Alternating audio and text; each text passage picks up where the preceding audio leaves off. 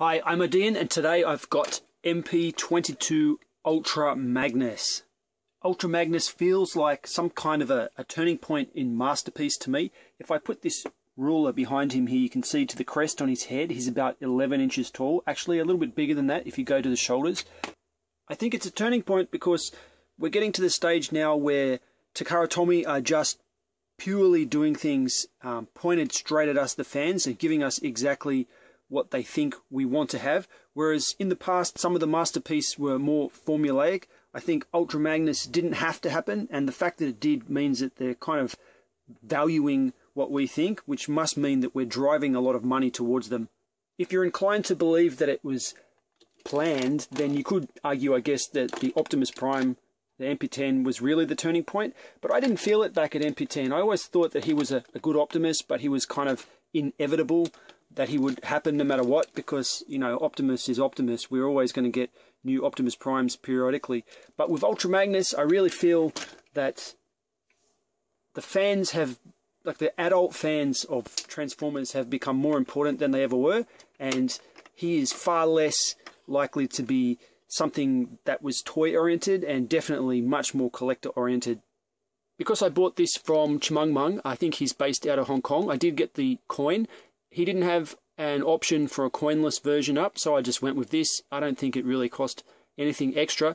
I'm not a big fan of this kind of thing. I don't care about it. If you want to feel the die cast in there, it is quite cold. You can make sure it is what it is. Opening it up, the coin does look really nice. It's big and chunky. You can run your fingers over it and feel all those details. But as I said, I don't really care. It's got a nice presentation. Weirdly enough, though, if I hold this back here, you can see they've got it wrong. The belt section is as you feel it should be, whereas the toy is how it actually was. Magnus can open his chest up, just like we get in the movie. If I flip this little thing, that opens up, and then the doors open straight out to the sides. Now, if you remember the movie, he actually held it in free space, took his hands off it, and the Matrix just sat there in the air, which always really annoyed me as a kid. So you can emulate that if you want. This is actually the Matrix from MP-10. It's not coming with Ultra Magnus. You have to use one that you've already got, but I'm guessing most people have it. Quite easily clips into there. Let's hold it a bit closer. There's a lot of nice detailing in there. It looks really great. Some people have said they like the fact that once you close up the doors, you can still see the Matrix in there. I don't like that fact. I want a little cover, just like what we got in Optimus. Like what you can see here, Prime still has that little black door to cover the Matrix. It actually has numerous layers. They've got, let me get a screwdriver. Under this black door is where the Matrix goes. Right in there. Then you can close that, and then you can close the silver door, and then you can close his exterior panels. I quite like that, and I don't like being able to see the Matrix inside Magnus. I think that it's, I mean, if nothing else, it would be dangerous for him to walk around with his Matrix showing all the time. He has this huge pistol, which takes a lot of its cues from the G1 gun. The color is different. This is purple, the G1 gun is white. As you guys know, I've been selling my G1 stuff. I can't show a G1 Magnus at the moment. I had two, and they're both gone. I do think it's unfortunate that, let me just untab it from his hand in here. There's no holdable handle here. I know that because they use tabs, it makes it impractical to put a tabbed handle up there. But, you know, it was always possible with the old gun to hold it like that. It is not possible to do that anymore. But still, it's a nice gun. You've got a little bit of a barrel opening there at the end. It doesn't go too far in. I feel that it is slightly cheaped out on, like the holes in the side here where the flares would come out. I would have preferred it if the barrel went deeper and they were real holes instead of just little divots that are painted in a darker wash. But it is a nice gun. The hand itself is a great big chunky hand. You can see all those cool robot details there. He's got one articulated finger. It looks like it's got another knuckle up here. It doesn't. That can close in like that. All the rest of the fingers are on the same joint there. They're connected. It's very big. On the inside, it's got a tab. I'm going to grab an ordinary gun and see if that can tab into it. It's actually kind of impossible. I don't think it's because the tab doesn't fit, although it probably is a bit narrow. I think it's because of just the bulk of the armor. You can't get any other weapon down into that space because of the thickness here. If you really want him to have some huge ordnance, his hand is quite big, so it's large enough for him to grab some other big weapons that you might have. Now this is iGear's 6-gun leg, which I use on my Metroplex. It doesn't quite fit in the hand. You can see that I've kind of wedged it in there, but it's secure enough that it doesn't fall out. The only problem is it's often too heavy for the shoulder joint. So just there I've got it in a kind of good spot where it's not falling, but if I give it a bit of a wiggle, that will happen. So his shoulders are a bit weak for the size of toy that he actually is, but his hands and elbows are quite strong, so given the right balance he can hold pretty much anything. Alternately, you can use the secondary hands that ship with Ultra Magnus. These are a kind of plastic, a little bit softer than the other ones. They've got a slot cut right into it, and if you grab your matrix, you can just shove it in there and friction will hold it in really firmly. Let's pop that into the other hand and see if we can get that on. Now they're held on with ball joints, so you can get a good pose happening there. It is free to move to some degree, so you can try to position it at different angles. Now if you look at it from the side like that, it can start looking bad because of the big slot in there, but I don't see any other way they could have really pulled that off besides doing the slot. Maybe the only other way they could have done it would have been to mold fists with their own matrix built right into it. That probably wouldn't have been as good either, because then you wouldn't have had freedom to move the elbows. I think this was a good decision. Magnus's face is a little bit bland. Looking at that, I'm very glad that the eyes are a bright blue so that we can get them being visible, and they do differentiate enough from his blue color all over so that you can see them. But his face doesn't scream Ultra Magnus to me. It's very plain. It doesn't have enough detail. I don't know. I think I would have liked a little bit more robo detail. We can pull off the front of his head, revealing a old style Optimus skull underneath. It does look quite terrible without the lower jaw. I think that they could have improved upon how this looks just by putting a little bit of silver paint down there on the neck so that it looked like he had a lower part of the head. One good thing though is that this whole section here is die cast. So as long as you don't bash it too hard, these antennas are probably not going to break off. We can flip his head, the front of his head around, and carefully try to unpeg that face. There's just a little peg in there. I'm going to get the secondary face that comes with him and put it on. This is his screaming face. Sweeps! Exterminate him! Ah! Prime said the power of the Matrix would light our darkest hour. Ah! I think wisely Takara realized that everybody would want Magnus to be dying on their shelf. Probably the most famous aspect of his character, being blown into bits. So they've given us this screaming face. Again, unfortunately though, the screaming face doesn't look that screaming. The hole in his mouth isn't quite deep enough. Let's get a little bit closer there.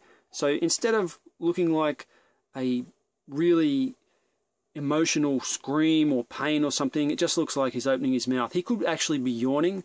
Maybe the Matrix was just taking so long to open that he started to fall asleep. To enable all those arms out amazing poses, what they've done is put this hinge, so it's really quite ugly actually if you put it out and don't put it back in again, but I think the idea of it is just get it out there, and you've got 3 clicks on the shoulder. There actually is more than that, it's just that it's so inlaid into the arm piece here, you've got not enough clearance to move it, so only 3 effective clicks, so you get it to where you want it and then just put it back in as much as you can. It does end up looking good most of the time, although I do worry about the longevity of this swivel on this pin, because it's only friction. Once that gets really loose, it's never going to stay in like that anymore. So this may be one of those instances where it's probably not a good idea to actually play with this toy that often. Before I move on, I just want to say one little gripe I've got is this is a terrible placement for sprue marks. You wouldn't see sprue marks, like white sprue marks like that, on something from Bandai's Soul Chogokin, and this is a pretty similar price to some of those things. I think it's pretty weak that Takara Tomy designed it with sprue marks in a forward-facing visible area where the plastic color is going to whiten like that and just look bad. It's not a huge blemish. At a distance with the size of this figure, you really don't notice it, but when you do own a lot of other expensive figures, it stands out amongst them as being pretty weak. Ultra Magnus has his shoulder rockets, just like in G1, except in this case they are on little arms, so you can pose them without having to pull them off. I like that. This is not a spring-loaded thing. You can pull them out. They look as if they're spring-loaded. They look amazing. I really like that. I think that's a good job, but they don't actually shoot. I don't care if they shoot. I don't want them to shoot. Coming out is good enough for me. Down here on the ground, Ultra Magnus has fake wheels. So this was an unnecessary but cool little touch to stick with the magical animation model shrinking down of his huge truck wheels. They've put this section in here which flips around. If you want it to look like the G1 toy, you can always just leave these big rubber wheels out. There's no reason why not to, although it does give him a little bit of roll. I don't think I like that, but some people probably would. I'm just going to flip it back around because I prefer it that way. This whole section down here is die cast too. It feels cold. I don't know how thick it is because it's not that cold, but you know it is definitely metal. You get a little bit of ankle tilt happening there, but alas, there is no up and down, so he's got no real toe action or even backwards and forwards foot action. Magnus looks really good from the back. I like him from the back. He's kind of self-contained, no big gaps in here, nice blocky shapes. I like this bum guard that he's got, this skirt. I do realise it's a little bit bigger than it's supposed to be, but the way they've painted it in the inside, that blue colour, I think it looks fine. It's not too far out of the ordinary to have armour that has a big bum panel like that. I think it's cool. You know, there's a kind of, all through my life I've had some toys that actually look better from the back. So I remember my very first Lion Voltron, I think it's the Panoche Place Lion Voltron. I always thought that toy looked like shit from the front, even as a kid, but I always appreciated how good it looked from the back. And in this case, I think Ultra Magnus looks equally good from the back as what he does from the front.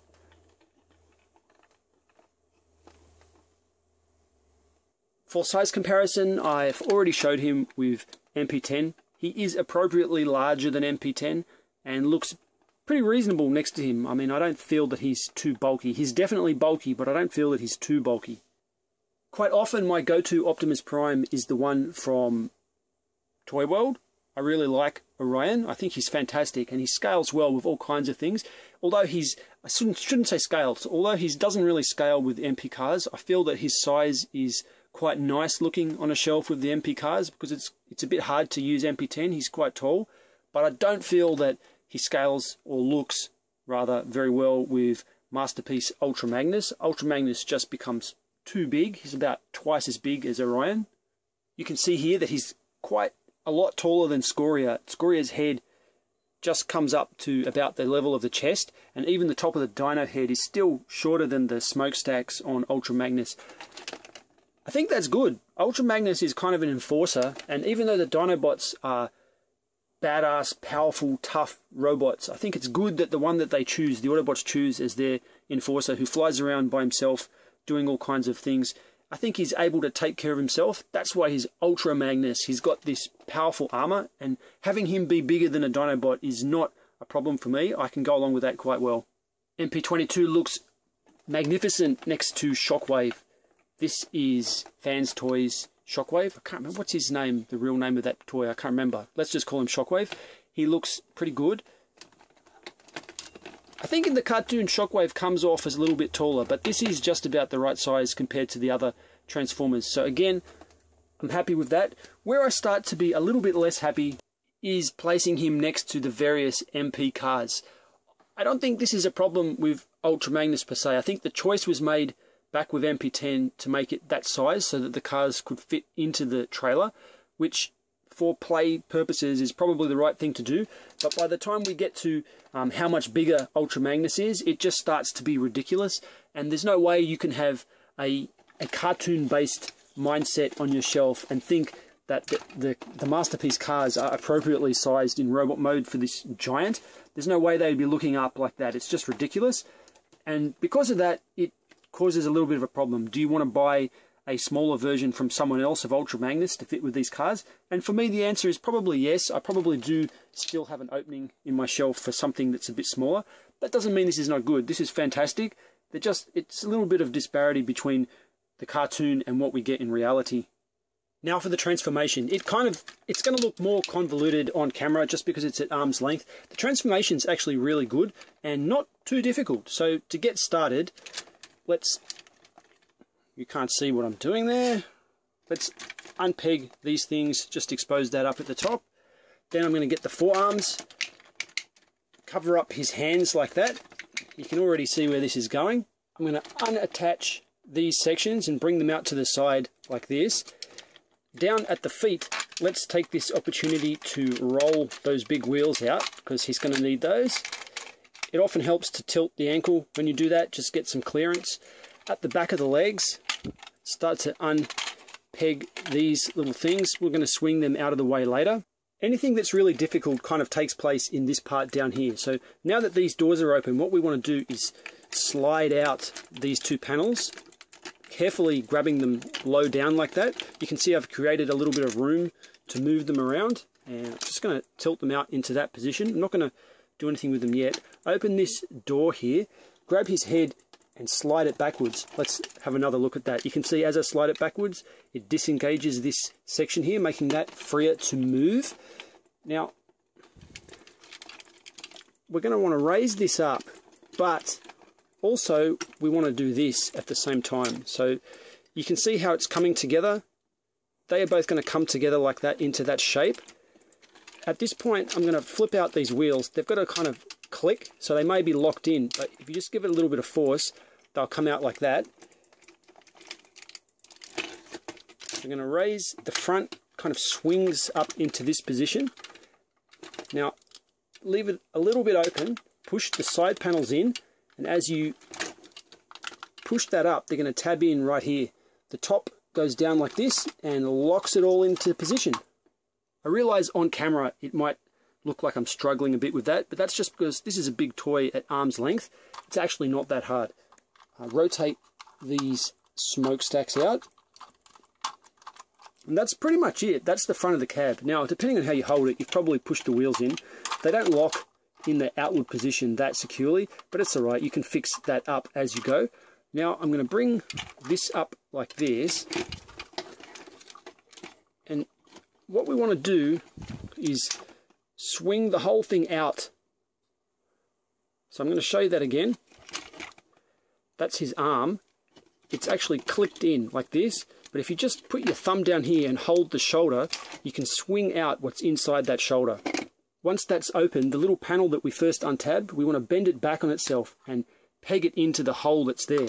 This whole thing now can just rotate over into this position. The flap that's on top is going to bend up, flip around, and then close up the space.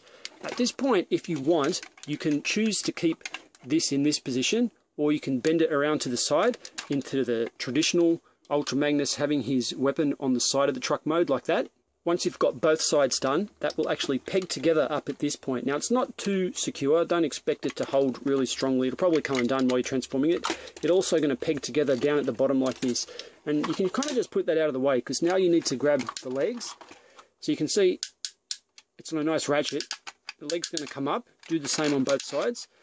And this panel that we had before, which was at the back, it can swing around. So you want to swing that to the side on both legs. Now, again, a little bit hard to do at arm's length.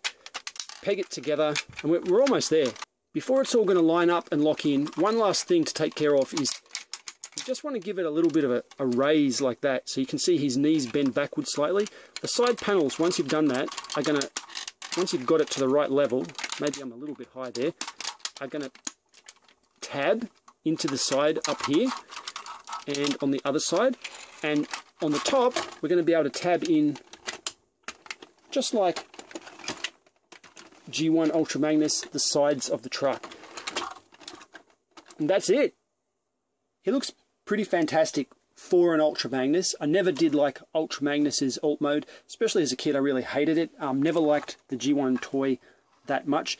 I'm not going to start liking this. I'm not going to have it in this mode again after the video, but it accomplishes what Ultra Magnus is supposed to accomplish.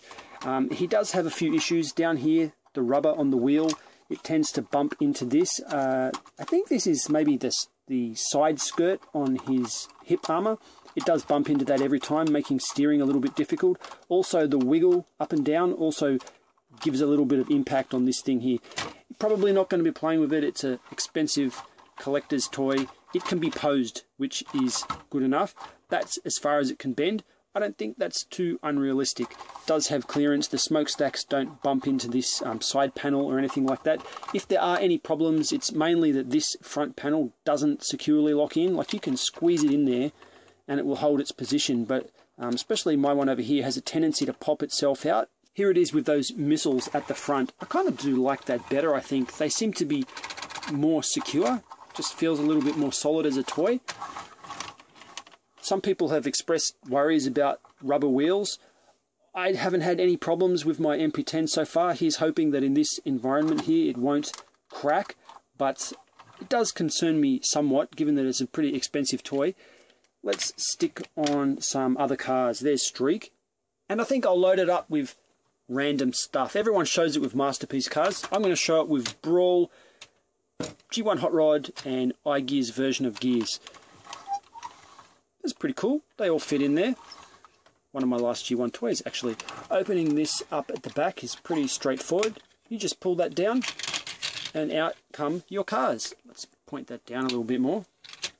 Now there is a huge bump up here, so if you were actually driving up there, you would totally destroy the bottom of any car you happen to be going on. Let's pull these off. If you untab this, you can bend this down. Let's pull gears out of there. If you just put it down, pivoting at the front like this, there is a huge bump. So you can see the whole front of Hot Rod fits under there. So it's really up to the imagination. Now you can angle this like that and make it flush, but then it's like almost 90 degrees up. Some kind of compromise still doesn't work so good. There's not much you can do about that. You just have to pretend that it's a ramp. At least all those bumps do something. You can get it on an angle without them rolling off, for whatever that's worth. My final thoughts.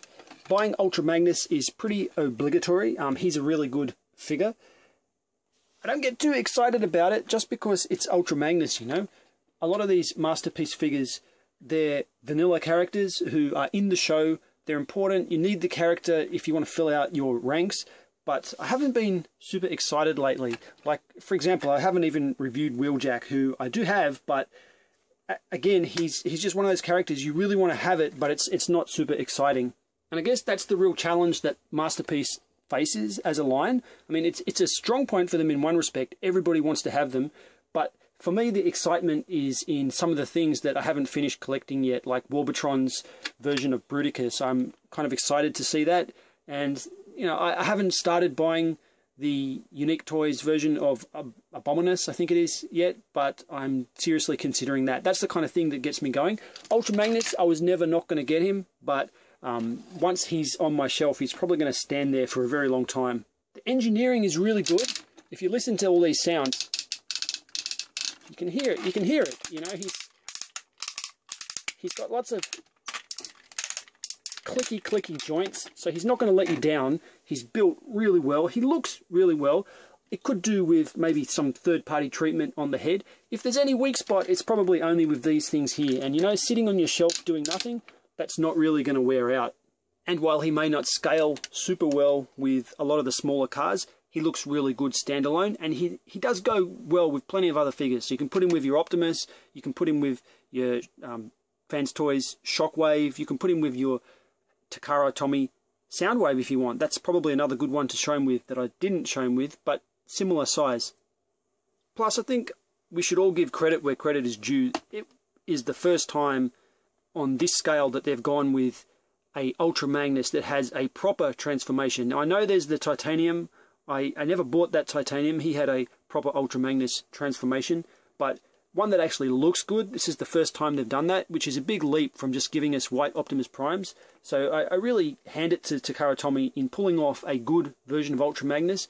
Now, I've never bought the KFC Citizen Stack, I think it is. He just looked too big for me, and knowing that this was around the corner, I didn't see any reason to. I'm quite glad now that I didn't buy KFC Citizen Stack. If you've seen my video review for Transistor the other day, that's a pretty shithouse toy with the paint flaking off and whatnot. Although the mold is a good mold, it makes me glad that I waited for Masterpiece instead of going with the third-party option in this case.